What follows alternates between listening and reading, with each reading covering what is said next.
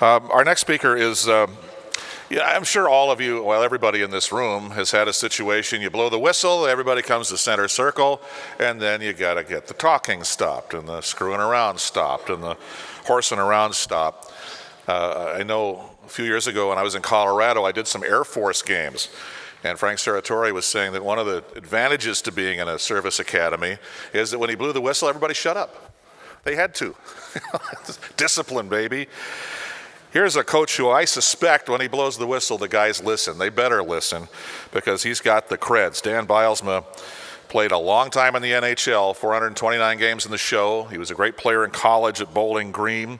Set the all-time wins record as a head coach with the Penguins, 250 wins in the National Hockey League. And as important to all of us in this room, he is the 20th head coach of Team USA, the men's Olympic hockey team. They went 4-2 in the recent Olympic tournament and did the one thing every coach must do: beat the Russians. So when he speaks, I suspect everybody listens, and the subject this morning is coaching details and habits, defending one-on-one. Will you welcome, please, the head coach of the 2014 U.S. men's Olympic team, Dan Bylsma.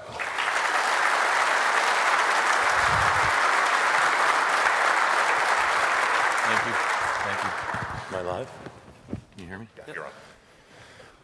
Well, yesterday we saw John Cooper come up here and he brought his guy. All right, I'm not being employed in the National Hockey League right now. I don't have a guy. So this is Andrew. I got him off the street yesterday on the strip. He's just up here to make me look good. But hopefully, this summer when talked to Mark Taberman and he said, what would you like to present on? I said, I want to present on details and habits. And he said, well, you can't. I said, he's like, well, Coop is doing details and habits, moving the puck 200 feet up the ice, and Blash is doing details and habits of a championship team. It's like, you can't do it. So you try to find something else to do. I mean, do defending or like you did, last time for your last presentation. I said, really? Blash he's won in the American Hockey League. Coop's won wherever he's been. He's a great year with Tampa Bay, but I can't, I'm getting the short end of the stick. And he said, you can't do details and habits. I said, okay, I'll do something else. I sent him my topic, which hasn't appeared on the screen yet, and it's details and habits, defending one-on-one. So I ended around it, and I'm still doing it. Start at the beginning, we have to go to the original. Okay. So really, in doing so, I really have two presentations today. And it's about an hour and 30 minutes long. And I'm going to have to try to do that in about 50 minutes. So there's some of it I'm going to gloss over a little bit. But there's a few things I'd like to talk about. I have coached I'm going into my 10th year of coaching. I've coached over 3,000 amateurs. I've coached the National Hockey League at the head coach, American Hockey League, assistant coach, and head coach. I have zero training in coaching. I have a degree in accounting. I have taken zero classes on how to coach or how to play hockey, anything about hockey. All right, it's a continual education class for me. I need to develop as a coach. And that's the first thing I'd like to talk about is developing as a coach. All right, and again, zero training. We do have something on the screen here. Try to get this. Andrew, where are you? My guy. So bear with me a second, if you can.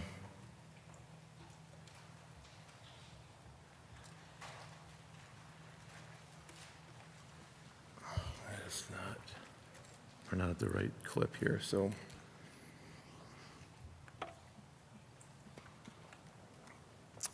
All right, so coaching is the easy part, winning is the hard part. What you need to be a coach is really you only need a job. All right, all you need to be a coach right now is someone to give you a job. And if anyone has a job right now, I'm currently looking, so. But coaching is the easy part. We don't have any training to be a coach. You basically get signed up to be a coach. And I've convinced a few people to give me a job, but I have not had any training. And for me, my goal in coaching is real simple. And this quote kind of embodies that all coaching is taking a player to where he cannot take himself. My goal, I stated every year to my teams and to my players at the beginning of the year, is to create an environment, an atmosphere, and a culture that people enjoy coming to work, and they're provided with the skills, the details, and the habits to be their very best. For your team and for your players, the culture and environment to become your very best. And again, coaching development and developing as a coach, for me, it's come in a lot of different ways. Coaches clinics, I've been to 14 coaches clinics. Every one of them and every speaker, good or bad, I've learned something from and taken from something from. I got here early yesterday and listened to the presentations in the morning, and I stole something from Jeff Blashill in his presentation. Some of the stuff is similar in what I'm talking about, but don't tell him. Hopefully he's not here. He doesn't know it, but I'm going to rob and do from Jeff in his presentation yesterday. Learn, understand, and teach the game. All right, you just heard Ron talk about developing skills in players at age-appropriate levels. I was 26 years old. I played with the LA Kings. We had a skating coach that came once a month, took the players after practice and worked on power skating and skating. Big guys got off the ice. The rest of us would stay on and work on our skating. He's talking about crossovers and tight turns, and he's talking about edge work and balance and weight. And I'm like, I don't do a crossover right. In fact, I've been taught how to do a crossover wrong. Every time I do a drill, every time I do a crossover, it's a bad habit. And I had to relearn how to do it. I had to learn how to do a crossover when I was 26 years old. What did I do that summer? I said to Robbie Lance, Robbie, I need to learn how to skate. I need to learn how to. I volunteered to go to his camp to learn how to skate and to learn how to teach how to skate. 28 years old, I did the same thing again in summer. I went and volunteered at Planet Hockey for a week, hockey school, and the head instructor was teaching how to do a saucer pass, and I'm like, I don't know how to do a saucer pass. I don't do a saucer pass right. 28 years old, I played 3 years in the National Hockey League, 6 years pro. I don't know how to do a saucer pass. That summer I went home. My son was 2 years old. I gave him a stick. I put a stick down in the basement, and a part of my workout program every day was passing 50 pucks over that stick, learning how to do a saucer pass when I was 28 years old. Half the players I coach don't do a saucer pass correctly. Right? Learn, understand, and teach the skills and habits of the game. D skills. I was an NHL player. I want to be a coach, and I leave the game at the age of 34. I know nothing about playing defense. American Hockey League assistant coaches typically coach the defense. The head coach coaches the bench. The assistant coach coaches the defenseman. GMs and coaches typically want their defensive coach to have played defense. I did not do that. What do? I have to learn how to play defense. So I took 6 months. I talked to every defenseman that I could. I talked to head coaches, assistant coaches. I learned drills, habits, details of playing defense in every situation, breakouts, going back for a puck, skating, playing, defending. And I put a thesis together. I put a presentation together on how to play defense. So when I went for an interview, and they said, you're going to be coaching the defense, it wasn't, well, I've never played it. I learned, understand, and try to teach the game. Details and habits. Details describe an item, item by item, giving the full particulars of. The detail, a habit is a settled or regular tendency or practice. Teach, details, and skills develop habits in your players. And a continuing education, watch, copy, ask. Mike Babcock says copy and do, R&D, Rob and do. I did it from Jeff Braswell yesterday. He obviously did for Mike Babcock in his presentation. But I look out and see about 300 probably left of you, the 450 that came here. I think you're as qualified to coach as I am. I have no more qualification than you. I believe, talked to coaches and many of you yesterday, I've learned something. I have something to learn from you. I continually educate and try to do homework every summer on different aspects of the game, different skills. Teach fundamentals. Know them, teach them, and drill them. Skating by far is the most important aspect of hockey. How many of us in 30% of our practices taught skating and did skating in our practices? You don't need to raise your hand, and I have to take mine down because I did not either. Right, I learned how to cross over when I was 26 years old. I have players at the National Hockey League level that make a lot of money that have bad habits, don't know their bad habits, don't know how to skate correctly. And Ron said it's better to learn before the age of 16. I had to learn when I was 26 and 28, and I have players that do it. So know, teach, and drill them into your players. Systems are a marathon away. They're a marathon away, right? And if you're going to teach a system, it's better. How to forecheck is way better than a forecheck. How to break out is way better than a breakout. All right, my son, he's been around a lot of hockey. He's played hockey for about 8 or 9 years. He's had some good coaches. He's had some average coaches. He's had some bad coaches. All right, he knows lots about forecheck. Knows a 2-3 full pinch. Knows a 1-2 aggressive. He knows how to trap. He does not know how to forecheck. So how the details and skill and habit, and we saw that with the Red Wings and their habits, details, and their development camp. I don't want to spend much time, I'm going to gloss over it, but when I pass away, please make sure this is on my gravesite right here. Right? There's not anything I do I don't have fun doing and enjoy doing. In your coaching, joy, have fun. Right? Master the art of living, draws no sharp distinction between his work and his play, his labor, his leisure, his mind and his body, his education, his recreation. He hardly knows which is which. He simply pursues his vision of excellence through whatever he is doing and leaves others to determine whether he's working or playing. To himself, he always seems like he's doing both. Right? Coaching is not about winning. If it is, half the people at the game will fail. You're looking at a coach who's won. I don't have the statistics in my brain. I don't really care to know. But more than most, if not all, the coaches in the National Hockey League in the last 5 years. All right, and I'm unemployed. It's not about just winning. All right, you know my goal. I've already stated my goal, but for my team and my players, all right, challenge your players. Create an environment that is conducive to learning, growing, and improving. Ask questions, give homework, evaluate competition, games, small games. Challenge your players. And you saw that a lot with Jeff Blashill's presentation as well in his competition, his drills. All right. Have a plan. A river without banks is a puddle. I'm a big fan. Each practice, you should have a plan. Can't imagine going into a practice without a plan. I can't imagine not having a plan for the players on your team. I can't imagine not having a plan for the year. Goals for your coaching, players, team, and coaches. And this is just a sampling of what some of them might be. All right. What you see on the ice is how you coach. Right. If you see undisciplined, if you see slow, if you see, that's how you coach. Get details and habits in your game. Get it through practice. Get it through detailed. And the last thing is mind for gold. And so looking for the positive in your team and in your players. It takes about 5 to 7 comments of positive to erase the negative one.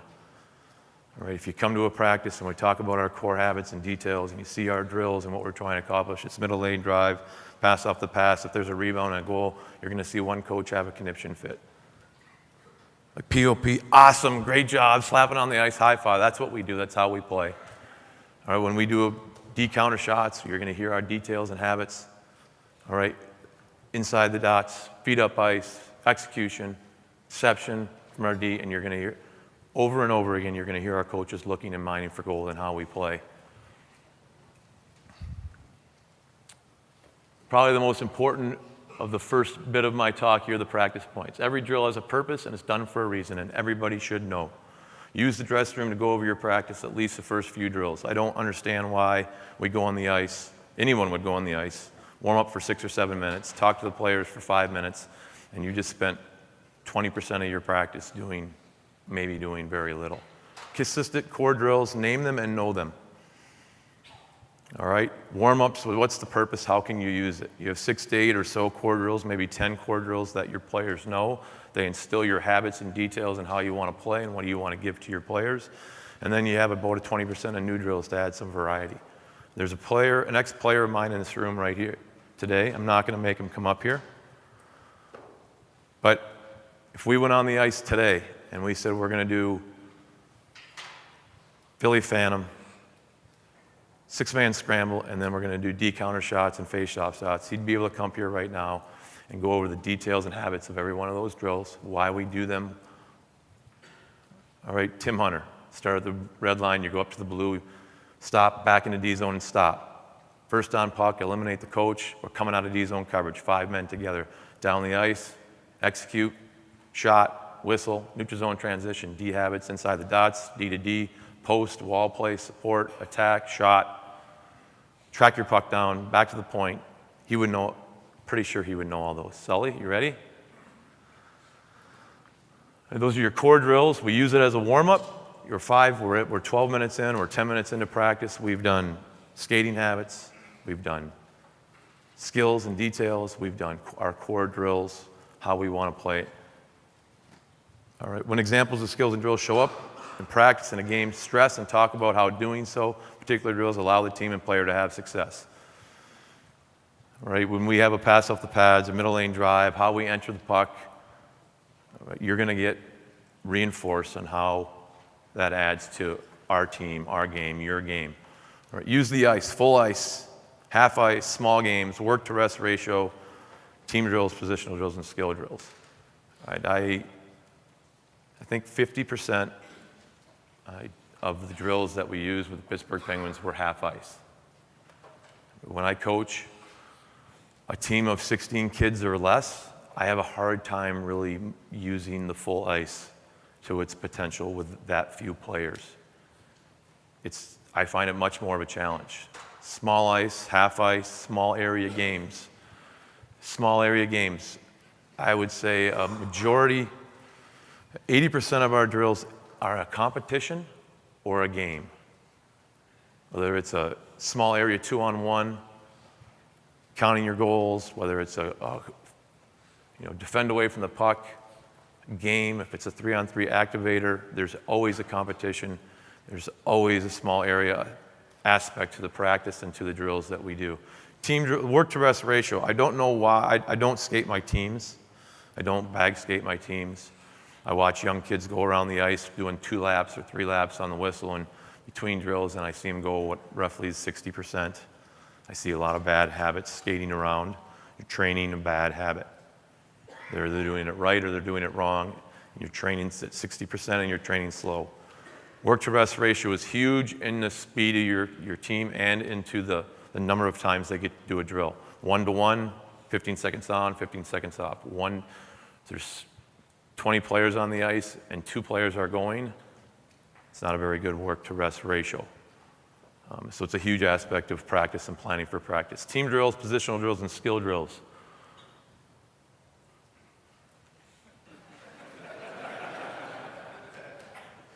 I stayed in last night. Must be the computer. Team drills, we talked about the core team drills that you do, instill habits in your team and how you play. Positional drills, wing, center, defense drills. My son played center for most of his career so far. He went to play wing last year. He has no idea how to do any of the wing positional skill drills. He doesn't know how to take a wall play, doesn't know where to stand in D zone, and he was not taught last year to do that. Skill drills, net front, wall play, face-offs, D-skating, D-habits, shooting from the point. So many skill drills, skill habits, and details. Get them into your team, know them. Skill drill, I'm still learning, I'm still getting better. A couple years ago, we were evaluating our net front play, and our net front play wasn't very good. Every coach I've ever coached with, every coach I've ever played for, they all say, go to the net, go to the net, go to rebounds. Everybody says it. But the best 2 players in the world happened to be playing for one team, the Detroit Red Wings, a couple of years ago, Holmstrom and Cleary. And why do they have the 2 best players in the world at the net front? They must be doing something different. So we studied Cleary and Holmstrom, and we found out what they do, how he does it, and we established what a net front was and what net front skill was, and we instill it in our team. Every drill that we do that ends at the net, a lot of them we have a pass, you track your puck, you go back to the point, we put a guy at the net front. And a net front should be that skill. It shouldn't be off to the side, it shouldn't be out 10 feet away, it's a net front skill, and I'm still, that's $50. Use the positional skills. Coaches, briefly, they need to know what you're doing. Assistant coaches, skills, details, goals, objectives, systems, practice, drills and purpose. Have scheduled meetings with your assistant coaches. They are an extension of you. They are as important as you. My son's practice 2 days ago, went over D-zone coverage. The head coach was going over D-zone coverage, so I saddled up in the group, and I'm sitting there listening to D-zone coverage. 2 assistant coaches are sitting across the ice over there, talking to each other while the coach is going over D-zone coverage. Like, how the heck are they going to know what we're doing? How the heck are they going to know how to instruct the guy who's going to be coaching the defense? How is he going to know what the players should be doing? He doesn't know. Go out to practice. Your coaches should know the drills, know why they do the drills, know what to look for, the skills and the habits and the details in the drills, so that when you go on the ice, they are an extension of you. All right. Developing defense in one-on-ones. Tabes, I'm going off on here I go. This is my presentation. Developing skills and instill good habits into your players, and you'll have good defensemen. Excellence is an art won by training and habituation. We are what we repeatedly do. Excellence then is an act, not an act, but a habit. When I speak for coaches' clinics and in front of this many people, and I get the introduction that I got prior to coming up here about my credentials and where I've coached, I'm always very sheepish about my presentation. Bless you. Because I'm not going to have any smoke and mirrors, and I'm not going to give you anything that is extraordinary. I'm going to tell you about the details and skills and habits that you need to have to be able to play defense. And you have to instill them in your players and give them to your defensemen so that they can play defense. So be ready to be dazzled. I'm briefly glossing about Team USA, yes.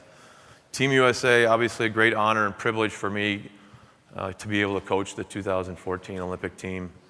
It's a daunting task. You get named the coach, all right? And at some point in the future, on February 8th, you're going to meet the players for the first time, and 2 days later, you're going to coach a team in the Olympic Games.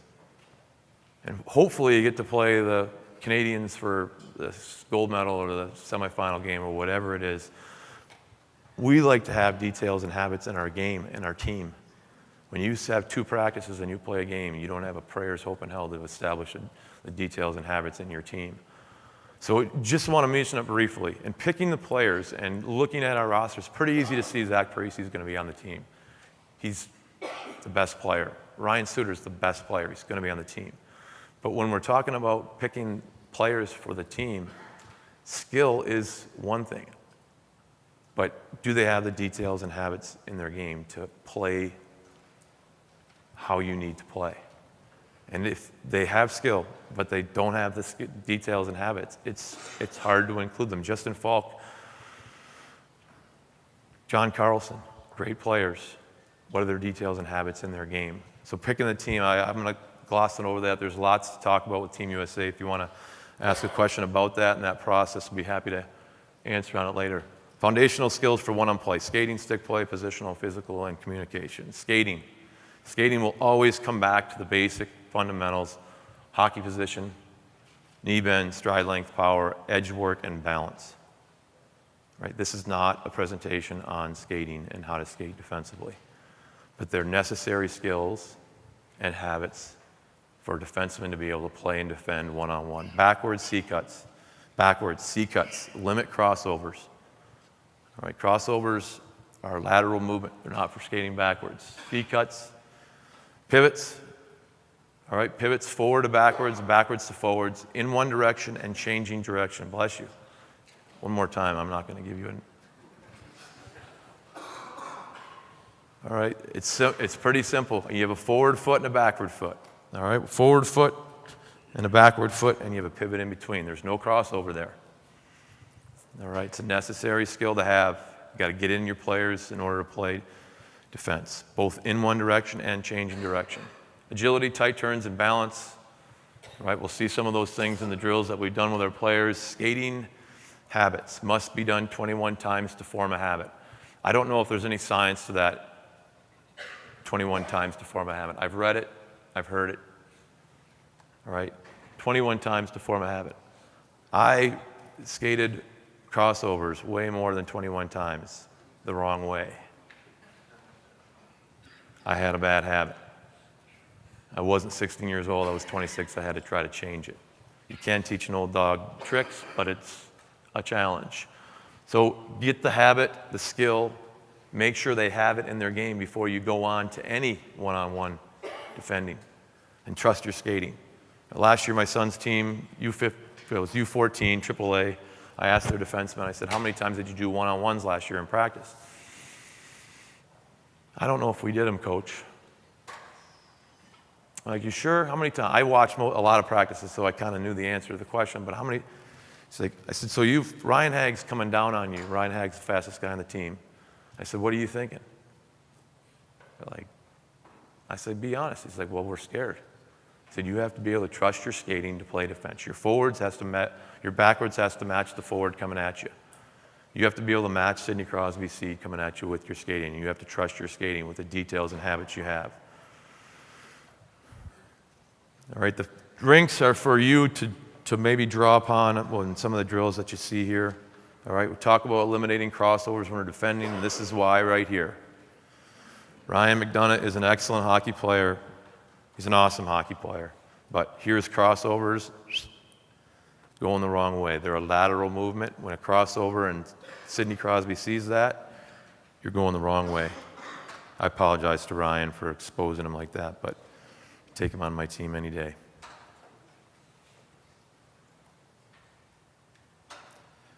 All right, here's what we've done with all our NHL players. It's usually at the start of the year. You saw C-cuts, blue to blue. You can use it as a sprint. You can do 10 in a row as a conditioning. We're eliminating the crossover. You're not allowed a crossover. You see Chris Letang habitually try to use a crossover. We just want to concentrate on skating, C-cuts. He's getting the habit and the detail. 10 in a row. He's coming back from injury, and so we had some time to spend on the ice skating and our details and habits, but we've done it with all our players. Here's Matt Niskanen. Again, C-cuts, position, skating. There's a son of a father who's in the audience today, Joey Sell. Same thing, 12-year-old kid at the time, working on our C-cuts. Also can do it as a game or a competition. Here it's a forward skate and a D skate. So you have to match the speed of the forward skater. You see the 12-year-olds doing it as well. No crossover, straight back, working on your details and habits. All right, talked about pivots, a forward foot and a backward foot. All right, you can do that as a warm-up. All our defensemen have been encouraged and are required to do a pivot when they get out on the ice before we start practice. Hopefully, if you came to our practice, you'd see our D-men do it 1 or 2 or 3 times to get their habits down, but it's really simple. C-cuts, backwards. We'll see Joey throw a crossover in. You can see he's trying to get it out of there. We're going to get it. All right, we have a few more here. Obviously, you got to go both ways. I think we're going to see Chris Letang go the other way. And watch here as he does it. Loads up with his right skate, onto his left. C-cuts, it's a forward skate and a backward skate. He pivots, no crossover. Right, 4 or 5 reps one way, 4 or 5 reps the other way. You can do it, takes about 30 seconds to do before practice. Forward skate and a backward skate. Now he's going forwards to backwards. There's a forward skate and a backward skate and a pivot in between. No crossover.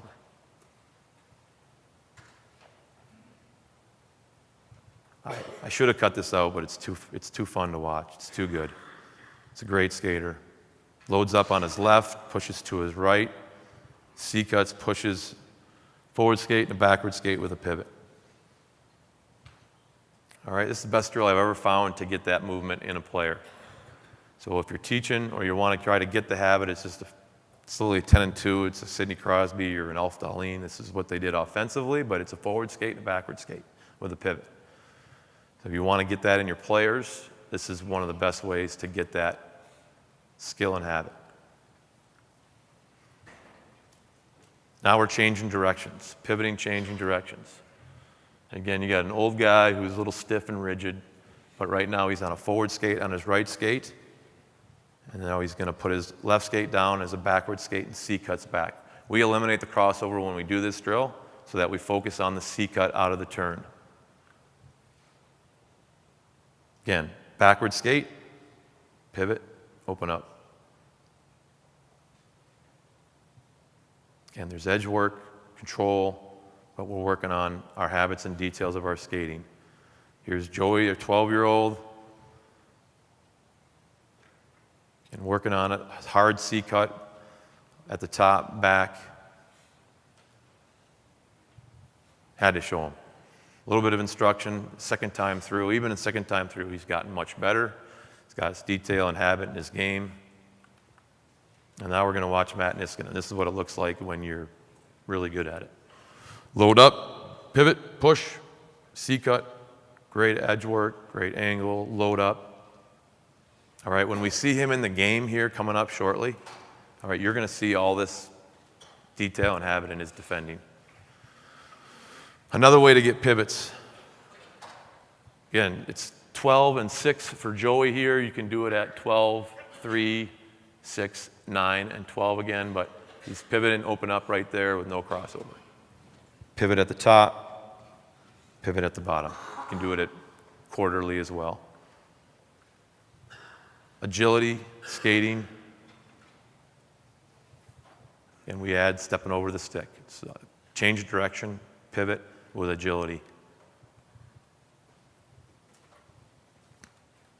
It's pretty to watch. Got great habit, great detail, plus 39 this year. $42 million richer. Joey, not $42 million richer, but same thing. See, our 12-year-old, doesn't matter.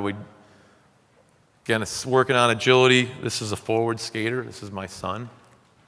But again, it's agility, pivot, forward to backward. There's no crossover in this drill. No crossover. You got to work on your edges.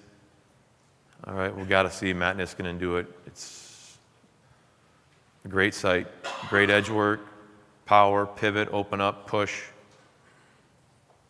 It's excellent. And competition in a game. All right, we're just doing a chase game. You're trying to chase each other. Got to touch with the hand, and it just works on the agility, works on the pivoting, works on. Kids weren't quite as good at it. All right, stick play. Actually, I hope my stick play there, let's go back. One hand versus two hands on your stick. If you got all the NHL coaches in the room, you would not get a consensus on this. All right, I know of a few that would rather have two hands on the stick. I don't believe that's the case in any way, shape, or form. But we don't need to argue that or talk about that right now. It's a skill and a detail and a habit. We have one hand on the stick. All right, one hand on the stick when you're defending one-on-one. There are two-hand situations that we'll talk to, especially when we go D-zone coverage within the D-zone. But one hand versus two, it's a huge habit for the defenseman when they're defending is their stick habit. Stick on puck. There's a magnet in the stick that's attracted to the puck. All right, there is a magnet in the stick that's attracted to the puck. All right, if the puck's right here, it's pretty simple to see that and understand that. If the puck's across the room, it still should be that case. You're starting your one-on-one to the puck right away. All right, let's do the puck right away. Stick on position puts you on the right angle to the puck. Puck has to go through your stick. Angling is terribly important. The position on the ice, good ice, bad ice, we'll talk about that. But the stick puts you on the right angle to the puck. All right, if you hold your stick right here, it gives you no guidance. The puck's right here, this gentleman right here. My stick's on the puck, it's the right angle to the puck. All right, separation and make a play. We really don't ever want to play defense. I don't really care how good you are at it. You don't. If you play it too much, you're not good. So we always want to make separation and make a play. You always, in every one of our drills, at the end of a one-on-one, two-on-two, whatever, you make separation and you make a play to the coach. When it hits the coach's stick, it's done. All right, create separation, make a play. I have to show you this. I show NHL defensemen, I show kids this one, because the stick-on puck is your great tool. It's an important tool. If you don't use it, you cannot play defense. And this is what happens, how much room you have if you don't use your stick. You use your stick, and immediately you take away the offensive player's ability to stick handle. He looks for less room. He cannot make a play. Stick on puck. I know it's pretty crazy stuff right there, but I do this with the NHL players. Physical, positional plays. Skating is the key. Good ice versus bad ice. All right, good ice, pretty simple stuff. Between the dots. This is the good ice. This is the bad ice. Take good ice, force bad ice. All right? Take good ice, force bad ice. Up outside the dots, back inside the dots. All right? Up outside the dots, back inside the dots. It's a diagram. It's not perfect, but when you're skating up the ice, you should be through the dots or outside the dots. There's a transition, change of direction. You are now inside the dots. You're taking back the good ice. Establishes your angle in the middle of the ice. All right? Almost every drill, well, not every drill, there's a ton of drills that offer a transition skating for the defenseman. And I would challenge you right now, how many times do you know which direction your defensemen are going? Because I watch our kids, and the kid has no idea which direction he's going. He just pivots and goes back. So a lot of times they do a drill, they pivot from the dot to the outside, and now they're in the bad ice. Even if it's not a one-on-one, if it's just they transition to the bad ice. So this right here, D2, that guy, D2 right there. All right, that's stationary at the offensive line. So when the transition or the puck gets turned from offense to defense, he's standing there. All right, if you're a beer leaguer, you turn around and you skate as fast as you can back to here, and then you turn and you play defense. All right, we want you step to the middle of the ice and gap to the good ice. All right, so if I'm standing here and that's the boards right there, pass comes up to the wall right here, I step to the middle of the ice, I gap to the good ice, I establish my angle, and now, all right, and those habits are all the time in your practice. And I'm telling you right now, my kids on the team that I'm coaching, they don't know them. They just do them. They don't know them. So teach them, drill them, get it into their kids so they understand it. When they do the drills, they should be gapping up to the middle of the ice, coming up the outside, gapping to the middle. Good ice, bad ice. All right, positional, physical, limit your time and space, defensive gap. Chase the puck up the ice. All right? When you are playing offense, when the puck's coming out of the zone, you need to chase the puck up the ice, outside or through the dots, so that there's a transition, you are up ice. You have established your defensive gap. If you pass the puck and hang out by the top of the circles, and the puck gets turned over at the far blue line, and now your defensive gap is like Brian McDonough's was, and you're in trouble. All right, chase the puck up the ice. The stick. It's a very important positional thing for you. Stick on puck. Did I say stick on puck? Stick on puck. Establishes the best angle. All right, establish the middle of the ice, good ice. All right, you establish the good ice. You've gapped to the middle. All right, now you're playing defense against the guy coming from the bad ice. All right, he's coming down the left wall. So if he's on the screen right here, he's coming at me. I have the good ice here, my left shoulder to his left shoulder. All right, we'll switch it around. All right, coming down to my right, it's my right shoulder to his right shoulder. Establishes the good ice, establishes body position. All right, emphasize stick on puck. It's an extremely important tool. All right, but it should be stick on puck, eyes on chest. Okay, stick on puck, eyes on chest. You don't need to be looking at the puck and focused on the puck. It's puck, eyes on chest, shoulder to left shoulder. He's got to come through me to get to the net. Leads me to collision, hitting versus positional confrontation. All right, collision hitting, it's running. To me, I just imagine someone running out of position to be a big physical brute. All right, physical hockey is done by positional play, confrontation. You use your skating, you use your angling, your position, good ice. It leads to positional confrontation, and we'll see a lot of that. All right, very briefly, running communication. All right, it's an extremely important thing in defending. We're talking about one-on-ones, but it's still an extremely important thing. Tell the puck what to do. If you have a thought in your brain, you should be voicing it on the ice. All right? If there's a thought going through your brain, and there's lots of them, you should be. So if you're my defenseman that played for my son's team last year, and Ryan Hagg's coming at you, you should be yelling, "Oh shit, oh shit, oh shit," because you don't have any skills and details to be able to take this guy one-on-one. All right? But if we're playing the game, and I'm with my partner here who's the podium, and it's a one-on-one, it's 2-on-2, I got the puck. All right, it's extremely important, and practicing talking is the only way to get it in your game. But practicing talking is not cool. It's one of the least cool things, I think, in the history of the game. It is a skill, and you need to practice it. And they need to know what they're looking at. One-on-one, I got the puck. 2-on-2, here comes a rush. 2-on-2, late guy's coming. All right, you should be in a conversation with your partner. One-on-ones, establish a good defensive gap, play defense as soon as possible.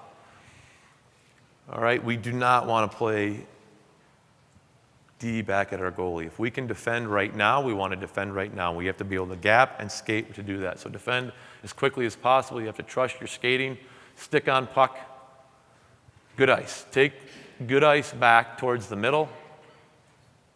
Force the puck carrier to the outside. He has to come to the good ice eventually. Influence the puck and the player, stick and body. Shoulder to shoulder, we talked about that, stick on puck, eyes on chest. What-handed is the player? Is he left or right? This one I didn't learn for a long time. Okay, what-handed is the defender, left or right? All right? The podium's the puck and I'm a right-handed player. That's different than defending a player who's a left-handed player.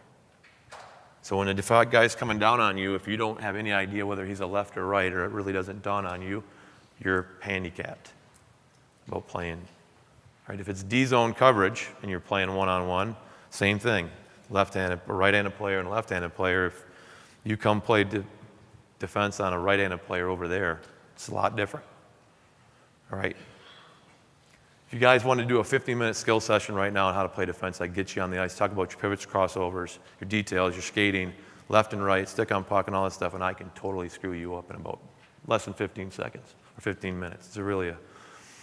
But it's a little bit more advanced, but knowing the hand of the player. When he's coming down on you, it shouldn't take very long, but if you get your players to just say it's a left shot.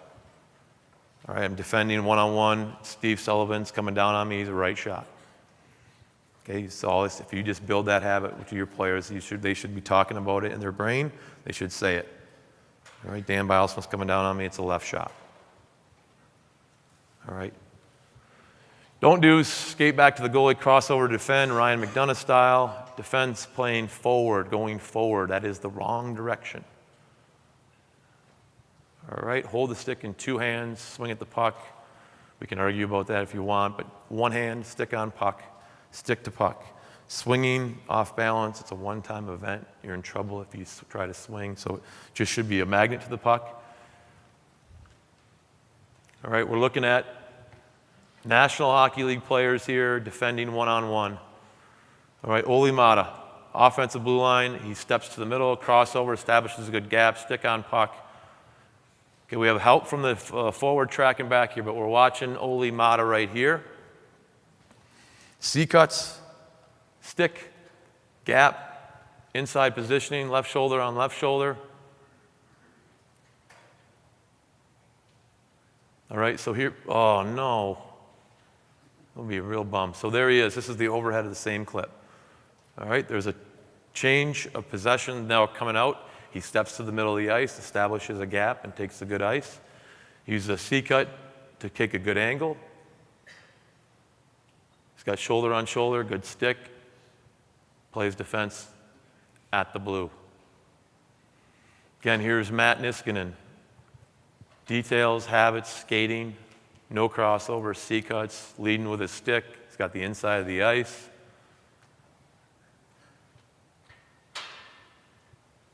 Olimata, again, steps to the middle, establishes a good gap, plays defense as soon as he possibly can, right away with a good stick.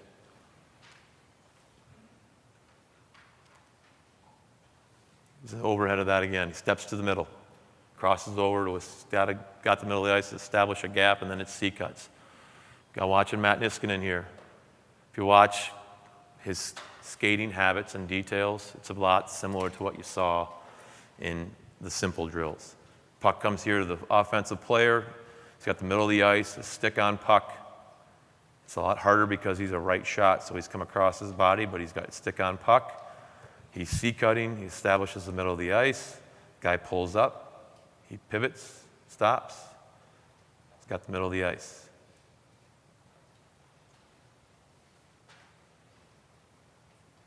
Again, C-cuts.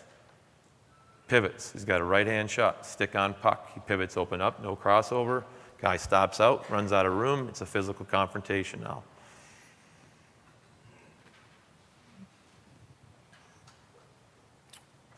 This is Nash against Letang. Middle of the ice, stick on puck. Oh, no, watch his skating. Oh, sorry. Operator error.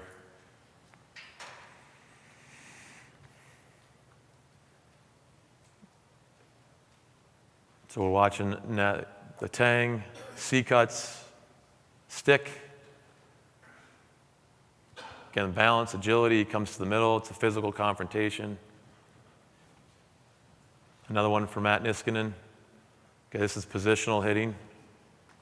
He wants to play defense as quickly as possible. He wants to force a bad play at the red line, so he's got position in the ice. Middle of the ice, it's a positional hit, physical confrontation. Several more here, physical confrontations. Okay, this is not collision. This is not, what?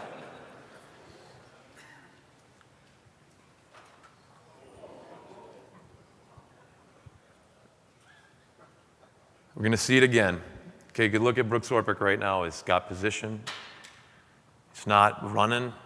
There's not really that much aggression in this, is what he's doing. He's got position.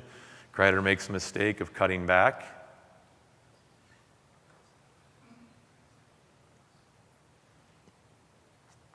Great stick, good body position, good skating, good habits, positional ice, confrontation. All right, here's another one. Details and habits of skating. He's got a good gap. He's got the middle of the ice. Stick establishes the angle. He goes stick on puck, and he runs out of room. It's not a lot of aggression in the hit. It's not a lot of it's good stick, good position, runs out of room. What? No. No.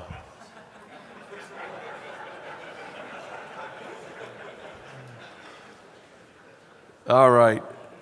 Drills, straight back one-on-ones. We'll see them all coming up here. Hopefully you have them. This is just short one-on-one. Forward's got to be everything. Stick, puck, skates behind the blue. D has to start with a skate on the blue. We allow a crossover, one crossover. It's pretty to watch. One crossover. He's got the middle of the ice. Stick. I think we watched the 12-year-olds go here. One crossover. Don't need that crossover right there, but it's good stick, good position. I think we have the long 2-on-1 next. This is everything behind the blue line for the forward. Can't cheat, can't put the puck above. D has to have a skate on the circle. One crossover, I hope. He takes two, C-cuts, stick, pivot, no crossover, and push. Here's the kids go. We got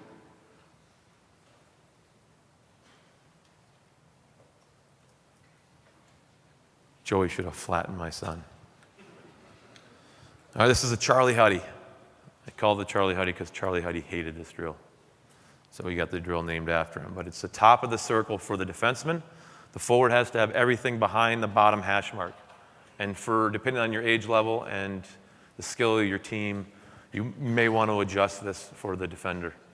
All right? One thing about this drill, our defenders, they don't go this way when they cheat. They cheat down toward the dot. Chris Letang cheats down to the dot to challenge himself to make the gap even harder. So we're watching Matt Niskanen go here. 2 crossovers, C-cuts, stick, pivot, Scott Pascal Dupuis. Kids go, speed him up. Give my son crap for cheating, put him back in the right spot. Stick, body position, shoulder on shoulder. We're going to watch this one, and this is in training camp. So we're watching where Chris Letang is starting. He's starting 3-4 feet inside the circle. That's Evgeny Malkin over here. So it's one of the best players in the world. He's challenging himself to be better, Chris, by getting lower. That's great skating, good C-cuts, stick, pivot, and he should have finished them. It's Brooks Orpik. Gonna like to get some crossovers out of that, but right immediately he's got a good stick. He's playing defense now. He's got a good gap, stick, create separation, make a play. A few other drills, they're written up. You'll see them. This is a gap up 2-on-1. It's a little bit different. Got a gap up. The drill starts for the forward when he hits the glove. Now you have a gap up. He has to cross over to get to the good ice, good stick. It's a gap up 2-on-1.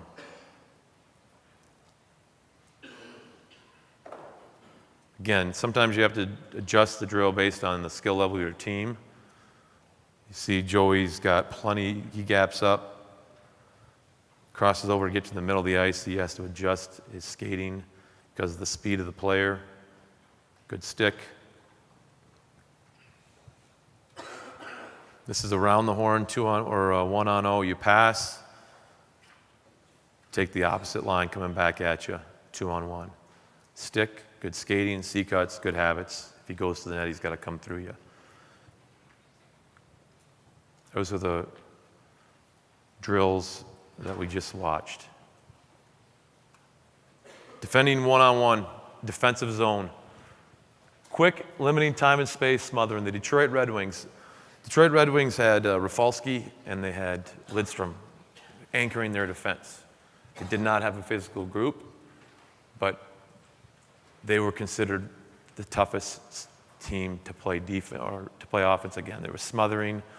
It's all about the good ice. It's all about Larry Robinson's story. Larry Robinson was coaching the New Jersey Devils. I had an assistant coach who was in his first training camp, wanted to make a good impression. He was running all over the place in D zone, trying to play defense, trying to hit people, collision hitting, physical. Larry Robinson said, whoa, son. Like, you're 6'7", all right? You're at the front of the net. If you take 2 strides to here and go like this, you're playing defense. You get the good ice. You don't need to run around in the corners, splat yourself against the wall, and get out of position and give up the good ice. Stick on puck, keep the good ice. Corner containment, staying in the corner. And one thing we've added to defending 1-on-1 is we want to get the puck stopped in our defending. We want to get the puck stopped. So we're quick, we're physical, it's a good stick. Good stick helps you get the puck stopped. We want to contain the play in the corner.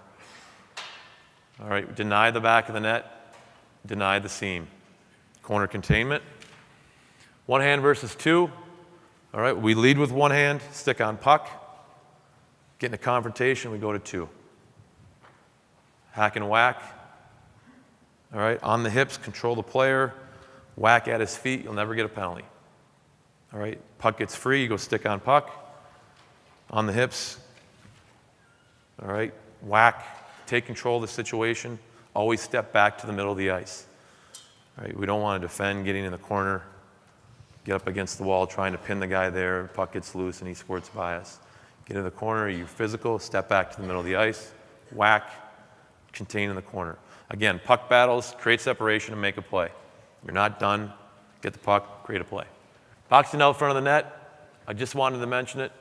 All right, control the player in the situation. Is it possible? If Thomas Holmstrom gets to the front of this podium and stands there on that white line, can we move him? And the answer is no, you cannot. He's there. All right? So we can't move him, but we want to try to control the situation. So we talk about and we practice with skill and habit, getting into the players early. So getting into the player early. Before he gets to the net, if we can get into him here, All right, that's the only way to prevent Thomas Holmstrom from getting there. If he gets here and then you try to move him, you're done. So a lot of our drills end with a pass to the point and then a shot to the net and the D boxing out. And when he passes the point, you get in early, box out. All right, defense in the defensive zone, getting the puck stopped, denying the back of the net. Paul Martin, good stick, denying the back of the net, gets the puck stopped.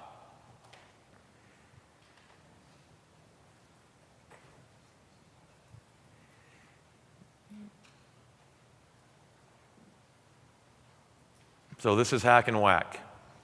All right, we're looking at this guy right here. Hack and whack. Control the hips.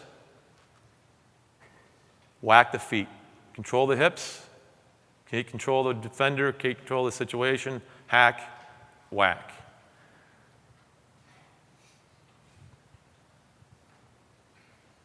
All right, we're going to see another one of them. Chris Letang gets about 4 to 8 minor penalties a year.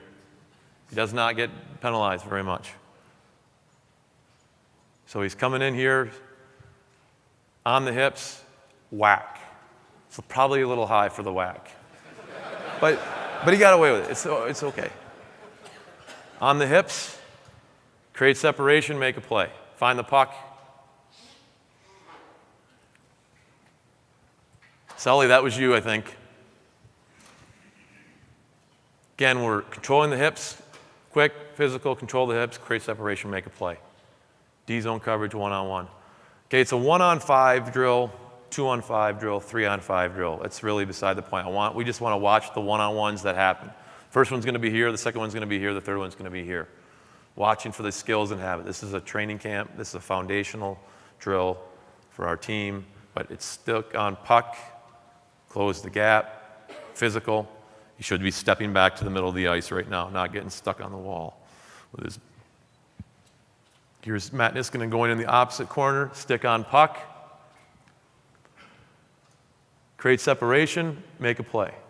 Now we're going to watch Chris Letang go back into this corner. Stick establishes an angle, stick on puck. He's got the middle of the ice. This is a positional hit. Now create separation and make a play.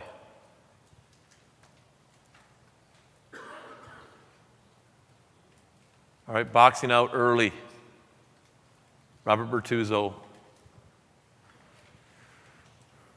can see him at the side of the net now, preventing the box out. All right, the replay of the drill is much better. All right, we're going to watch Robert here. We're going to watch the overhead. Robert's at the net. It goes back to the point. He's going to get into this guy early.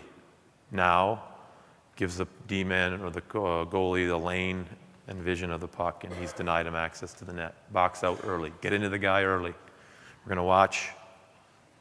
This is Matt Niskanen right here at the top of the screen. Puck goes back to the point. He gets into his man early right here. Denies him access to the front of the net. Every drill we have in practice, although most of them end with a pass back to the point, D-man boxes out early and has his situation developing his skill and habit. This is Brooks Orpik at the front of the net. You see him right here.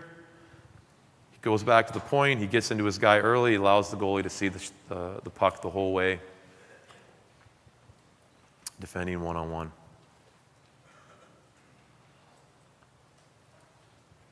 Drills, Keith Carney one-on-one. Got to go 4 minutes left. Stick on puck one-on-one, anywhere in the zone, 10 seconds, corner containment. Do you have this information?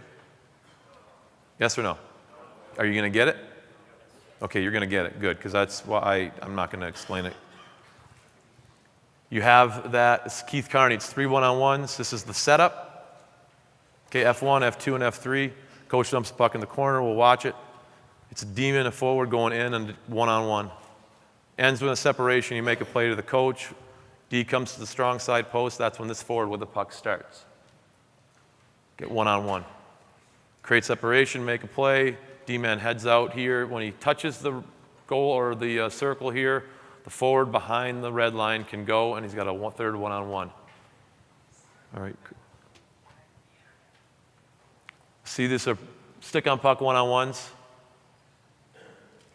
Get these diagrams, you'll have seen the drills.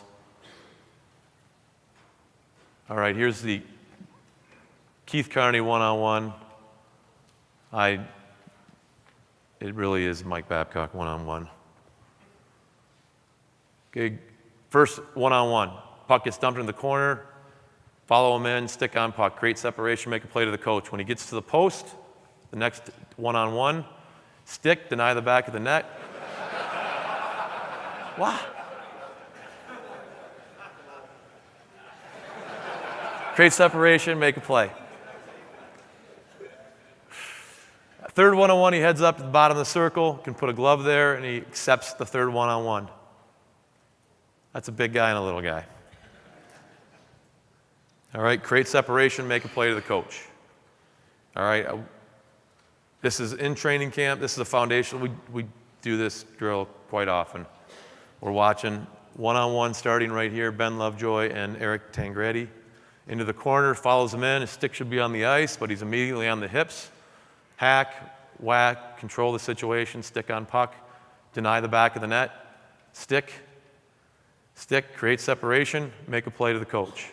At the post, the next one goes, good stick, good skating, plan it out. It's great skating here by Ben. He follows up, he pivots, transitions, no crossover, good stick, good control, creates separation, makes a play. He gets up to the top of the circle and accepts a one-on-one coming back. Good skating, good habits, good stick.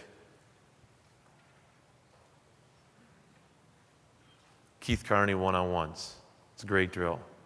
Brooks Orpik. Again, on the hips, steps back to the middle of the ice. Good stick, physical, steps back to the middle of the ice, separation, and make a play.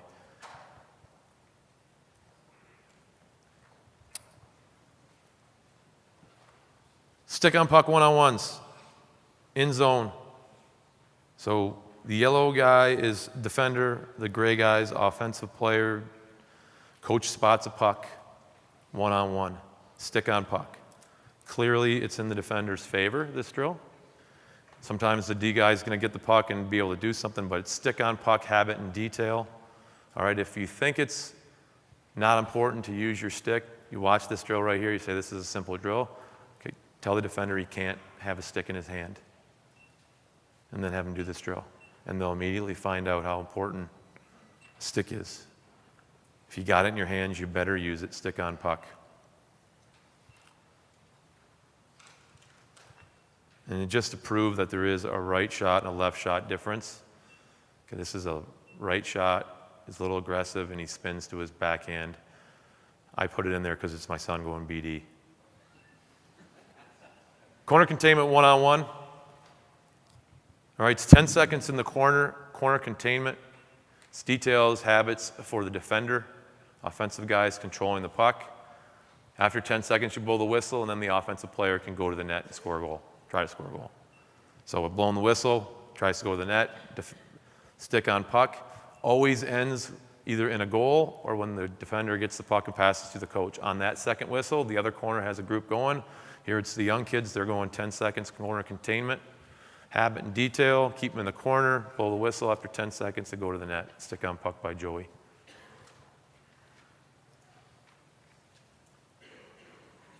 Details and habits, work to develop the skills in your players. Practice with fun and a purpose. All right, invest in your players in the game, you'll have good defensemen. Details and habits, give it to your players. Oli Mata, I'm a little bit over and I do want to answer some questions. Oli Mata, this 19-year-old came to our team this year, a young, raw defense. It's hard division to play. He had a great season, but he came to us with some bad habits. Loves to cross over. So we give him a little program to do before every practice, after every practice, one of the two, where he's working on eliminating the crossover, working on his pivot, working on his transition skating, and get in his game. And we saw him in the drills. All right, this is the guy who'll use 3 crossovers and use crossovers to skate backwards.